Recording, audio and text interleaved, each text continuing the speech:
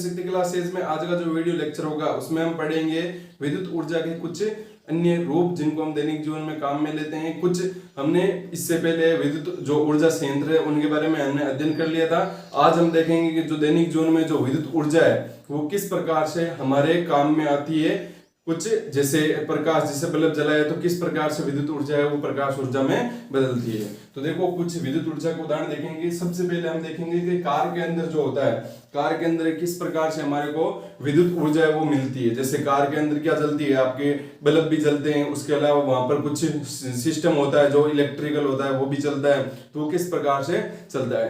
तो आप सबको पता होगा कि जो कार होती है, कार में जो विद्युत ऊर्जा का स्रोत है वो क्या होता है, बैटरी होता है। क्या होता है, बैटरी होता है। कार में विद्युत ऊर्जा का स्रोत क्या होता है, बैटरी होता है। बैटरी के अंदर क्या होती है, रासायनिक अभिक्रियाएं होती है और रासायनिक अभिक्रियाओं के माध्यम से क्या होता है, विद्युत ऊर्जा हमारे को प्राप्त होती है। ठीक है, तो जो बैटरी है, बैटरी से रासायनिक अभिक्रिया से विद्युत ऊर्जा हमारे को प्राप्त हो जाएगी और इस प्रकार से कार के अंदर हमारे को विद्युत ऊर्जा मिलती है। एक बात ध्यान रखना कि जो हमारी विद्युत धारा होती है, इसके बारे में विद्युत धारा होती है पिछले वाले चैप्टर में पढ़ चुके हैं कि जो विद्युत धारा होती है वो दो प्रकार की होती है, एक तो प्रत्यावर्ती धारा और एक होती है आपकी दिष्ट धारा। तो जो कार की बैटरी होती है, बैटरी के अंदर हमेशा ध्यान रखना कौन सी धारा होगी, आपकी दिष्ट धारा होगी, मतलब डीसी होगी। कौन सी होगी, डीसी। अगर पता नहीं है कि दिष्ट धारा या प्रत्यावर्ती धारा क्या है तो आप पिछले वाले जो वीडियो है जो चैप्टर नंबर 10 के आपके प्ले लिस्ट बनाई हुई है वहां पर जाओ, वहां पर सर्च करो, आपको मिल जाएगा। वहां पर आप देख लेना कि भाई दिष्ट धारा और प्रत्यावर्ती धारा क्या है। तो ये बात ध्यान रखना, कार की बैटरी के अंदर कौन सी धारा होती है, दिष्ट धारा होती है, मतलब डीसी होती है। तो इस प्रकार से हमारे को कार में बैटरी की सहायता से रासायनिक ऊर्जा प्राप्त होती है और रासायनिक ऊर्जा से हमारे को क्या मिलती है, विद्युत ऊर्जा प्राप्त होती है, मतलब विद्युत धारा प्राप्त हो जाती है। उसके बाद में अगर आगे दूसरे की बात करें तो जैसे विद्युत बल्ब होता है, तो विद्युत बल्ब में क्या होता है, जैसे हम क्या करते हैं, जो पीछे से बल्ब होता है, बल्ब लगाते हैं, बल्ब में क्या आती है, पीछे से जैसी विद्युत ऊर्जा आती है। अब आप देखना आजकल तो क्या हो रही है, एलईडी आ रही है। ठीक है, एलईडी क्या आती है आजकल, एलईडी आती है, लाइट इमिटिंग डायोड, या हिंदी में बोलो तो प्रकाश उत्सर्जक डायोड, ये इसका पूरा नाम होता है। ये भी ध्यान में रखना, कभी कभी पूछ लिया जाता है। एलईडी का पूरा नाम क्या होता है, प्रकाश उत्सर्जक डायोड या लाइट इमिटिंग डायोड। ठीक है, तो आजकल एलईडी का प्रयोग किया जाता है। लेकिन आप बल्ब देखो, जो बल्ब आते हैं तो उन बल्ब में देखना आप वहां पर लगे होते हैं फिलामेंट। क्या लगे होते हैं, फिलामेंट लगे होते हैं कुछ इस प्रकार से। ये बल्ब का मान लो इस प्रकार से पीछे वाला जो हिस्सा है, ठीक है, और इसके आगे यहाँ पर इस प्रकार से लगे होते हैं फिलामेंट। ये फिलामेंट लगा होता है, इसको फिलामेंट बोलते हैं। क्या बोलते हैं, फिलामेंट बोलते हैं। अब यहाँ पर जैसे ही क्या होता है, जैसे यहाँ पर विद्युत धारा दी जाती है, मतलब बल्ब को लगाया जाता है, तो बल्ब को लगाते हैं, यहाँ पर क्या होती है, जो विद्युत ऊर्जा आती है इस फिलामेंट के अंदर। ये फिलामेंट किसका कार्य करता है, एक तरीके से फिलामेंट है वो प्रतिरोध का कार्य करता है। किसका कार्य करता है, प्रतिरोध का कार्य करता है। तो जैसे विद्युत ऊर्जा यहाँ पर आती है तो यहाँ पर होती है प्रतिरोध उत्पन्न होता है, और प्रतिरोध क्या कर देता है, विद्युत ऊर्जा को बदल देता है उष्मा ऊर्जा में। किस में बदल देता है, उष्मा ऊर्जा में बदल देता है। तो उष्मा ऊर्जा में बदलेगा, ठीक है, तो उष्मा ऊर्जा में बदलने से क्या होगा, ये फिलामेंट गर्म होगा। तो फिलामेंट धीरे धीरे गर्म होता है, उधर क्या हो जाएगा, ये एक बार फुल गर्म हो जाएगा। तो इसका मतलब वहां पर फिर जो उसकी उष्मा ऊर्जा वो सारी किस में बदल जाएगी, प्रकाश ऊर्जा में बदल जाएगी, और हमारे को क्या मिल जाएगा, प्रकाश मिल जाएगा। तो विद्युत बल्ब में किस प्रकार से हमारे को प्रकाश ऊर्जा मिलती है, विद्युत बल्ब है, विद्युत बल्ब को जब जो विद्युत ऊर्जा दी जाती है तो विद्युत ऊर्जा के माध्यम से जो फिलामेंट है वो क्या होता है, गर्म होता है, और किसके माध्यम से, विद्युत ऊर्जा उष्मा ऊर्जा बदलेगी, उसी उष्मा ऊर्जा की वजह से फिलामेंट गर्म होगा, और उष्मा ऊर्जा किस में बदल जाएगी, प्रकाश ऊर्जा में बदल जाएगी, और प्रकाश ऊर्जा में बदलने से हमारे को क्या मिल जाएगा, यहाँ पर प्रकाश से मिल जाएगा। तो इस प्रकार से जो विद्युत बल्ब होता है उसमें विद्युत ऊर्जा है वो प्रकाश ऊर्जा में बदलती है। समझ में आ गया होगा। अब आगे की बात करें, तीसरा जो पॉइंट है, तो उसके लिए देखो जो मोबाइल फोन होते हैं आजकल तो इनका प्रयोग बहुत ही बढ़ रहा है ना। तो मोबाइल जो फोन होते हैं, तो मोबाइल फोनों के अंदर भी क्या होता है, बैटरी लगी होती है। आपको सबको पता है जो मोबाइल फोन होते हैं उनके अंदर बैटरी लगी होती है। तो सेम वही कार वाली बात होगी कि जिसमें बैटरी लगी होगी, बैटरी में क्या होगा, रासायनिक अभिक्रियाएं होगी, और रासायनिक अभिक्रियाओं के माध्यम से रासायनिक ऊर्जा प्राप्त होगी, और वही रासायनिक ऊर्जा है वो क्या होती है, किस बदलती है, आपकी विद्युत ऊर्जा बदलती है, और प्रत्येक जो मोबाइल के अलग अलग भाग होते हैं वहां तक वो क्या पहुंचाई जाती है, विद्युत धारा पहुंचाई जाती है। ठीक है, तो इस प्रकार से मोबाइल में भी है विद्युत ऊर्जा को अलग अलग भागों में पहुंचाया जाता है, ताकि सारे जो जितने भी उपकरण है वो सारे अच्छे से वो कार्य कर सके। तो इस प्रकार से मोबाइल फोन में वो विद्युत ऊर्जा का उपयोग है वो किया जाता है। ठीक है। बैटरी अलग अलग होती है, इनकी कैपेसिटी अलग अलग होती है, जैसे अभिक्रिया के आधार पर, ठीक है। जो अभी हमारी जो बैटरी सबसे अधिक जो चलती है, स्मार्टफोन बोल सकते हो, उसके अंदर है वो मतलब लिथियम आयन बैटरी चलती है। कौन सी? लिथियम आयन से बनी हुई जो बैटरियां होती है वो सबसे अधिक प्रयोग में की जाती है। क्यों? क्योंकि इसकी जो क्षमता होती है वो अधिक होती है और इसको आवेशित और निरावेशित बैटरी को हम चार्ज भी कर सकते हैं और डिस्चार्ज भी कर सकते हैं, मतलब आवेशित भी कर सकते हैं और निरावेशित भी कर सकते हैं। उसकी जो प्रक्रिया होती है ना वो भी जल्दी होती है, इसलिए लिथियम आयन बैटरी का प्रयोग किया जाता है। ये एक्स्ट्रा आपको बता दिया यहाँ पर, ठीक है। इसको अच्छे से ध्यान रखना है। बाकी मेन मुद्दा तो हमारा यही है कि मोबाइल फोन में विद्युत ऊर्जा का उपयोग किस प्रकार से किया जाता है। मोबाइल फोन के अंदर बैटरी लगी होती है, बैटरी से रासायनिक ऊर्जा प्राप्त होती है और वही रासायनिक ऊर्जा किस में बदल जाती है? विद्युत ऊर्जा में बदल जाती है, ठीक है। तो ये हो गया आपका तीसरा पॉइंट। अब बात करते हैं अगले चौथे पॉइंट की। तो देखो चौथा पॉइंट क्या है कि जो भी हम घरों के अंदर जैसे हीटर हो गया, ठीक है, हीटर काम में लेते हैं, या फिर निमज्जन छड़। क्या? निमज्जन छड़। अब आप बोलोगे कि ये कौन सी छड़ होती है, निमज्जन छड़ क्या होती है? तो अगर मैं हमारी सिंपल लैंग्वेज में बताऊं तो जो पानी गर्म करने की जो रोड होती है, ठीक है, उसी को हम क्या बोलते हैं? निमज्जन छड़ बोलते हैं। तो निमज्जन छड़ हो गई, मतलब जो आपका हीटर हो गया या और कोई भी हो गया, ठीक है। तो उसके अंदर क्या लगा होता है? उसके अंदर भी एक फिलामेंट लगा होता है। जैसे हीटर की बात करें तो हीटर में भी क्या लगा होता है? एक फिलामेंट लगा होता है, इसको हम बोलते हैं स्प्रिंग बोलते हैं, ठीक है। तो वो फिलामेंट होता है, वो भी किसका कार्य करता है? एक प्रतिरोध का कार्य करता है। तो जैसे ही क्या होता है, विद्युत ऊर्जा उससे फिलामेंट में आती है, तो वो फिलामेंट है वो प्रतिरोध का कार्य करेगा। तो प्रतिरोध की वजह से जो विद्युत ऊर्जा है उष्मा ऊर्जा में बदलेगी। अब उष्मा ऊर्जा में जैसे ही बदलेगी तो फिलामेंट गर्म होगा, तो कहने का मतलब ऊर्जा से हमारे को प्रकाश मतलब उष्मा भी प्राप्त होगी और प्रकाश भी प्राप्त होगा। तो हीटर को जब जलाओगे तो वहां पर आप क्या देखोगे? हीटर को जलाने पर हमारे को प्रकाश भी प्राप्त होता है और साथ साथ में क्या प्राप्त होती है? हमारे को उष्मा भी प्राप्त होती है। इसके अलावा जैसे आपका ये रोड होती है या निमज्जन छड़ होती है, उसके अंदर भी क्या होता है? यही सेम कंडीशन, उसके अंदर भी देख लो आगे फिलामेंट लगे होते हैं, इस प्रकार से गोल गोल बना रखे होते हैं, तो वो फिलामेंट होते हैं, ठीक है। उसके अंदर जैसे ही विद्युत धारा जाती है तो फिर उसमें से उष्मा निकलती है। अब आप उसको अगर बाहर रखोगे, बाहर रख के उसको गर्म करोगे तब तो आपको प्रकाश दिखाई देगा, लेकिन अगर पानी के अंदर डाल दोगे तो पानी के अंदर डालोगे तो जो भी विद्युत ऊर्जा है उसमें ऊर्जा बदलेगी और वो सारी की सारी उष्मा किसको दे दी जाएगी?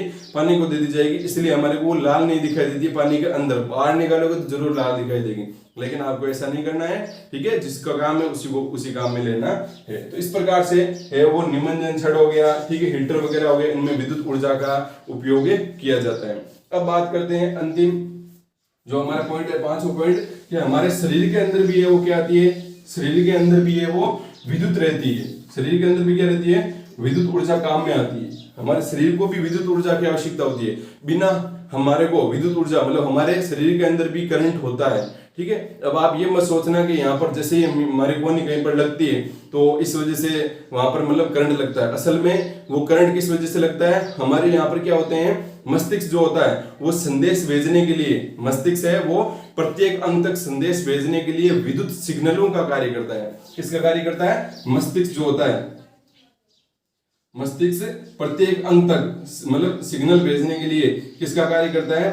वो करता है विद्युत सिग्नलों का।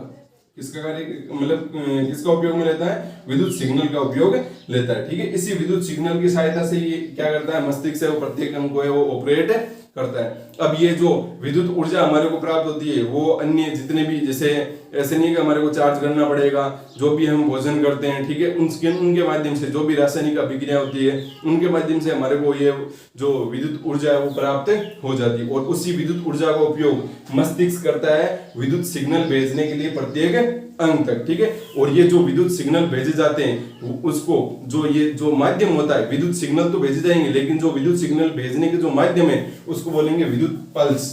उसको क्या बोलेंगे? विद्युत पल्स। कहने का मतलब क्या हुआ कि मस्तिष्क है वो क्या करेगा? विद्युत पल्स की सहायता से विद्युत सिग्नल भेजेगा। कहां तक भेजेगा? अंगों तक भेजेगा, ठीक है। मस्तिष्क क्या करेगा? विद्युत पल्स की सहायता से सिग्नल भेजेगा, विद्युत सिग्नल भेजेगा। कहां तक? अंगों तक भेजेगा।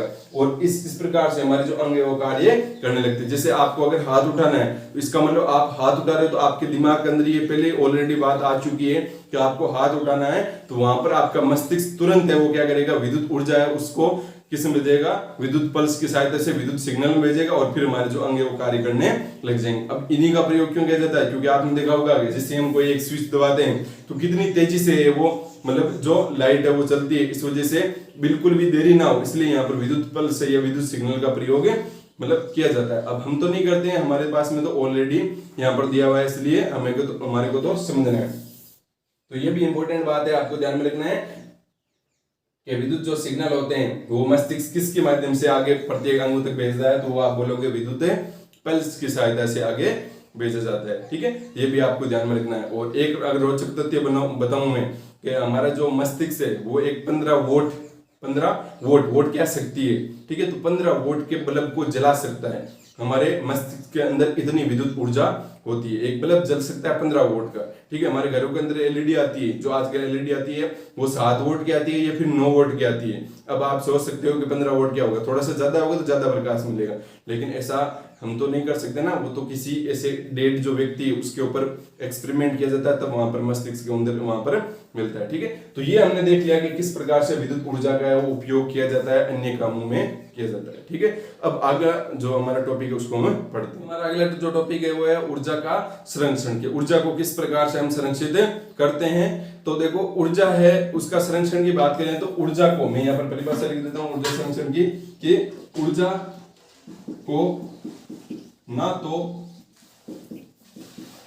उत्पन्न किया जा सकता है, बहुत इंपॉर्टेंट लाइन है, ऊर्जा को ना तो उत्पन्न किया जा सकता है और ना ही नष्ट किया जा सकता है, नष्ट किया जा सकता है।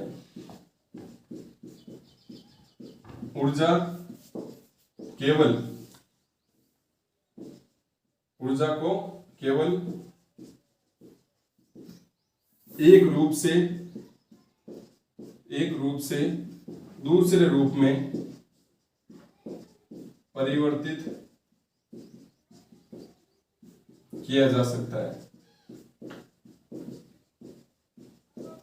यही ऊर्जा का संरक्षण है। अब इस बात से क्या पता चला आपको कि ऊर्जा को ना तो हम उत्पन्न कर सकते हैं और ना ही हम क्या कर सकते हैं, नष्ट कर सकते हैं। ठीक है, किस प्रकार से, एग्जाम्पल के लिए आप देखो, आप बोलोगे कि जैसे हम बल्ब को जला रहे हैं, ठीक है, तो इसका मतलब वहां पर क्या हो रही है, हमारी ऊर्जा नष्ट हो रही है, विद्युत ऊर्जा नष्ट हो रही है और वो किस में बदल रही है, प्रकाश ऊर्जा में बदल रही है। लेकिन असल में आप देखो यहाँ पर कि जैसे ही आप क्या करते हो, जो विद्युत ऊर्जा है, ठीक है, तो विद्युत ऊर्जा को आप क्या करते हो, किस में बदलते हो, प्रकाश ऊर्जा में बदलते हो।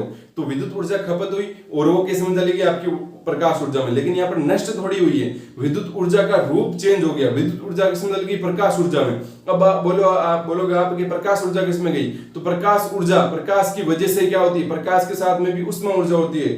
ठीक है, तो वो प्रकाश ऊर्जा है वो किस में बदल जाती है, उष्मा ऊर्जा में बदल जाती है, और वो उष्मा ऊर्जा में और कुछ मात्रा में ध्वनि ऊर्जा में बदल जाती है। तो इस प्रकार से वो जो उष्मा ऊर्जा वापस कहां पर आ जाती है, हमारे वायुमंडल के अंदर आ जाती है। वायुमंडल के अंदर उष्मा आएगी तो वापस से क्या उत्पन्न हो जाएगी, गतिज ऊर्जा उत्पन्न हो जाएगी, क्योंकि हवा जो चलती है, आगे हमारे चैप्टर आएंगे उसमें आपको पता चलेगा कि असल में जो हवा चलती है वो किस कारण चलती है, मतलब तापमान के कारण, अंतर के कारण चलती है। तो उष्मा की वजह से क्या होती है, हवा चलती है, मतलब वापस से क्या आ जाती है, गतिज ऊर्जा आ जाती है। वापस से गतिज ऊर्जा से हम क्या प्राप्त कर सकते हैं, अगर जल विद्युत संयंत्र होगा तो गतिज ऊर्जा से हम क्या प्राप्त कर सकते हैं, विद्युत ऊर्जा प्राप्त कर सकते हैं। तो यहाँ पर देखो घूम फिर के वापस हम वहीं पर जगह पर आ गए, विद्युत ऊर्जा बदली प्रकाश ऊर्जा में, प्रकाश ऊर्जा बदली किसमें, उष्मा ऊर्जा में। विद्युत जो ऊर्जा है, ठीक है, हमने क्या किया, विद्युत ऊर्जा को काम में लिया और विद्युत ऊर्जा को हमने बदल दिया किसमें, प्रकाश ऊर्जा में बदल दिया। और ये जो प्रकाश ऊर्जा है वापस से क्या हो जाएगा, आप किस में बदल जाएगी, उष्मा ऊर्जा में।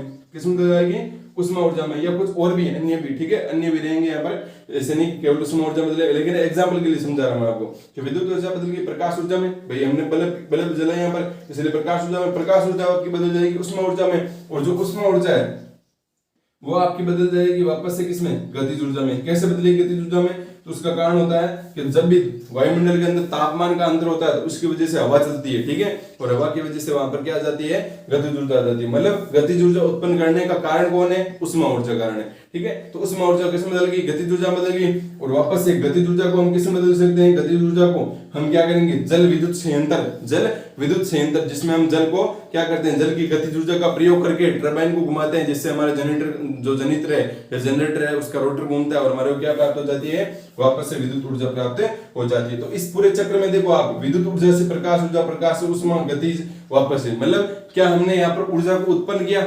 नहीं, हमने उत्पन्न नहीं किया। क्या हमने ऊर्जा को नष्ट किया?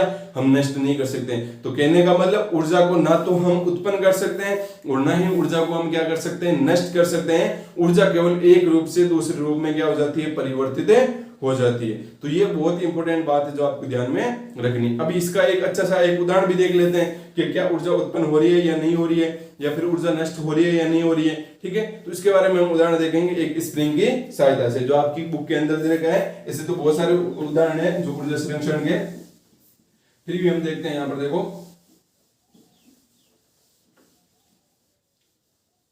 अब देखो यहाँ पर इस स्प्रिंग को लेते हैं हम। ठीक है, स्प्रिंग को लेकर अध्ययन करते हैं। तो मान लो ये कि धरातल है और ये एक दीवार मान लो। ठीक है, ये धरातल है। ये जो धरातल है वो घर्षण रहित धरातल है। ये जो धरातल है वो कैसा है, घर्षण रहित धरातल। अब ऐसा मैंने क्यों बोला, क्योंकि अगर धरातल के अंदर घर्षण रहेगा तो हम जो कार्य करेंगे वो कुछ घर्षण के रूप में भी हमारा क्या हो जाएगा, खपत हो जाएगा ना। कैसे, एग्जांपल के लिए देखो, एक उबड़ खाबड़ जगह है, उस पर अगर आप किसी बॉक्स को आगे लेकर जाओ तो आपको ज्यादा कार्य करना पड़ेगा। एक चिकनी सतह है, उस पर आप बॉक्स को आगे लेकर जाओगे तो आपको कम कार्य करना पड़ा। क्यों? क्योंकि धरातल पे डिपेंड करेगी ना बात आपकी। चिकना वहां पर उसका घर्षण कम है, इसलिए आपको कम कार्य करना पड़ा। उबड़ खाबड़ रास्ता था, वहां पर आपके पास में क्या था, घर्षण ज्यादा था, इसलिए आपको ज्यादा कार्य करना पड़ा। तो घर्षण पे निर्भर कर रहे हैं ना। तो इसलिए हम यहाँ पर क्या करेंगे, एक ऐसा धरातल की कल्पना करेंगे। असल में ऐसा दुनिया में कोई धरातल नहीं है जो घर्षण रहित हो, लेकिन हम कल्पना करेंगे, हम यहाँ पर मानेंगे कि जो हमारा धरातल है वो क्या हो, घर्षण रहित है। ठीक है, तो यहाँ पर हमने मान लिया कि हमारा जो धरातल है वो घर्षण रहित है। अब यहाँ पर ये जो सामने वाली दीवार है, इससे हमने एक बांध दी स्प्रिंग। ठीक है, स्प्रिंग तो देखी होगी सबने। तो ये एक स्प्रिंग बांध दी। इस स्प्रिंग के आगे वाले सिरे पे हमने बांध दिया एक m द्रव्यमान का, ठीक है, कोई वस्तु बांध दी। ठीक है, m द्रव्यमान की वस्तु बांध दिया। तो इसका द्रव्यमान कितना है, m है। या बॉक्स लगा दिया यहाँ पर, m द्रव्यमान का बॉक्स लगा दिया यहाँ पर। ठीक है, ये पिंड लगा दिया। अब यहाँ पर क्या करेंगे हम, देखो ये अब ये जो अपनी नॉर्मल स्थिति है वहां पर स्प्रिंग है, वो अपनी नॉर्मल स्थिति पर है, हमने एक m द्रव्यमान का लगा रखा है। अब यहाँ पर हम क्या करेंगे, दूसरी एक कंडीशन ले लेंगे। ये होगी हमारी फर्स्ट कंडीशन। दूसरी हम कंडीशन लेते हैं। दूसरी कंडीशन में भी वही रहेगा भाई, घर्षण रहित रहेगा, चेंज नहीं करना। ठीक है, तो दूसरी कंडीशन में हम क्या करेंगे, यहाँ पर हम क्या करेंगे, दूसरी कंडीशन प्राप्त करने के लिए इस m द्रव्यमान की वस्तु पर हम लगाएंगे फोर्स। क्या लगाएंगे, फोर्स, मतलब बल लगाएंगे, मतलब क्या करेंगे, कार्य करेंगे।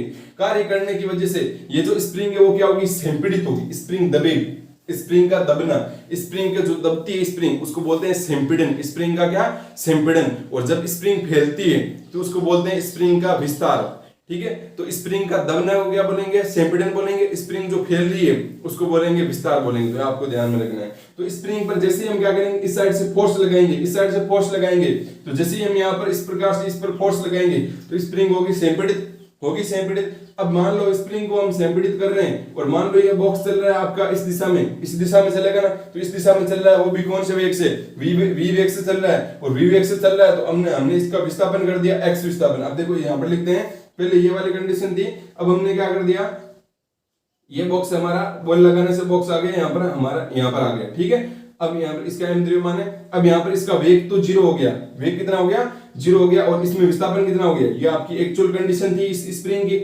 ठीक है, और हमने विस्थापन कर दिया कितना, x विस्थापन कर दिया। इसमें कितना विस्थापन कर दिया हमने, x विस्थापन कर दिया। समझ में आ रही है बात क्या कर रहे हैं हम। पहले एक स्प्रिंग को लिया हमने, ठीक है, उससे m द्रव्यमान की जो बॉक्स है उसको बांध दिया। फिर हमने क्या किया, फोर्स लगाया। इस पर फोर्स लगाने से इसमें गति आई, फोर्स लगाने से इसमें गति आई। अब देखो यहाँ पर गति कर रहा है, इसका मतलब इसके पास में कौन सी ऊर्जा है, गतिज ऊर्जा है। मतलब शुरुआत में इसके पास में कौन सी ऊर्जा है, गतिज ऊर्जा है। इस स्प्रिंग के बॉक्स के पास में कौन सी ऊर्जा है, गतिज ऊर्जा है। समझना है इसको, ठीक है। और कोई सी भी ऊर्जा है क्या, नहीं है। तो इसके पास में शुरुआत में कौन सी ऊर्जा थी, गतिज ऊर्जा थी। तो इसके पास में शुरुआत में गतिज ऊर्जा आ गई। तो गतिज ऊर्जा कितनी होगी, मान लो काइनेटिक एनर्जी कितनी होगी, होती है आपकी हाफ mv स्क्वायर होती है यहाँ पर। या इसके पास में शुरुआत में गतिज ऊर्जा थी।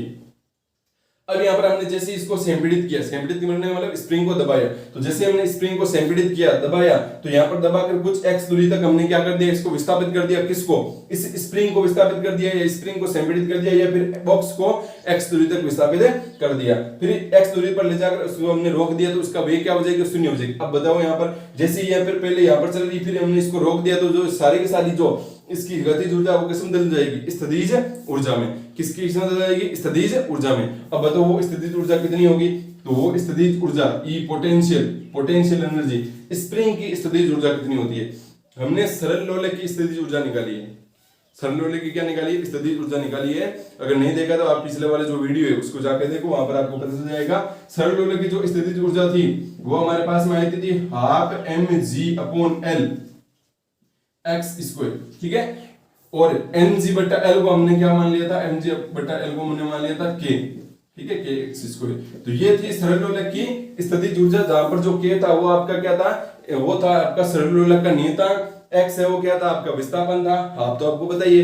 तो सेम टू सेम यही फॉर्मूला एक स्प्रिंग की स्थितिज ऊर्जा के लिए होगा, ये सरल लोलक की स्थितिज ऊर्जा के लिए फॉर्मूला है, और सेम टू सेम यही फॉर्मूला क्या होगा आपका, ये स्प्रिंग की स्थितिज ऊर्जा के लिए, मतलब EP बराबर, अगर स्प्रिंग की बात करेंगे तब स्प्रिंग के लिए भी क्या होगा आपका, हाफ kx स्क्वायर होगा, ठीक है। यहाँ पर k होगा वो क्या होगा, पहले ऊपर वाले में k था वो था आपका सरल लोलक का नियतांक था, लेकिन यहाँ पर क्या हो जाएगा, स्प्रिंग का नियतांक।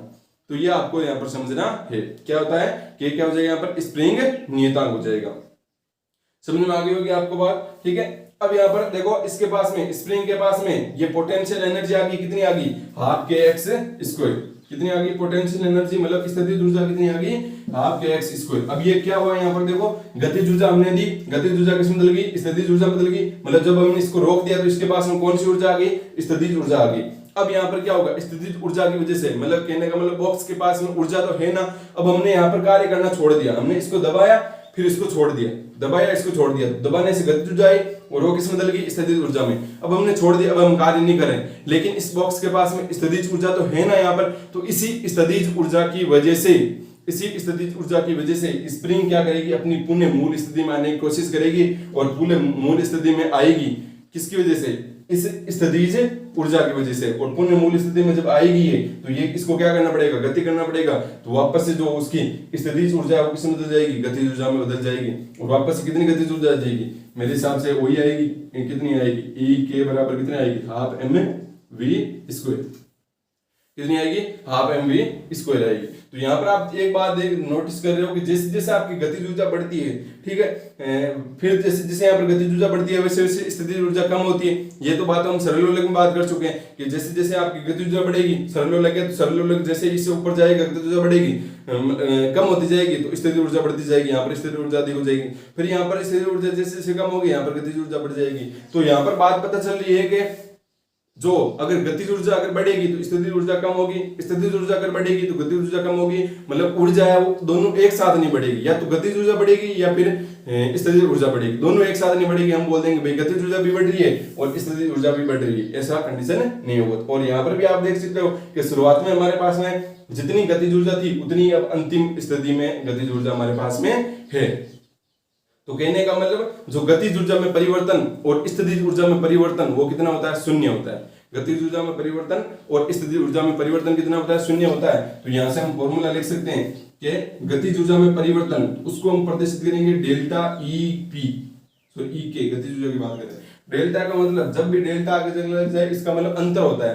ये हम बात करेंगे भाई गतिज ऊर्जा में परिवर्तन और स्थितिज ऊर्जा में परिवर्तन वो क्या होगा आपका, सदैव शून्य होता है। गतिज ऊर्जा में परिवर्तन और स्थितिज ऊर्जा में आपका परिवर्तन है वो क्या होता है, शून्य होता है। कैसे, एग्जांपल के लिए देखो, अगर मान लो आपकी गतिज ऊर्जा है उसमें परिवर्तन हुआ 5 जूल का, कितने जूल का परिवर्तन हुआ, 5 जूल का परिवर्तन हुआ, तो स्थितिज ऊर्जा है 5 जूल का परिवर्तन होने के लिए ऐसे मान लो कि गतिज ऊर्जा किसी भी वस्तु की जो गतिज ऊर्जा है वो 5 जूल बढ़ गई, 5 जूल क्या होगी, बढ़ गई, तो उसकी स्थितिज ऊर्जा 5 जूल कम हो जाएगी।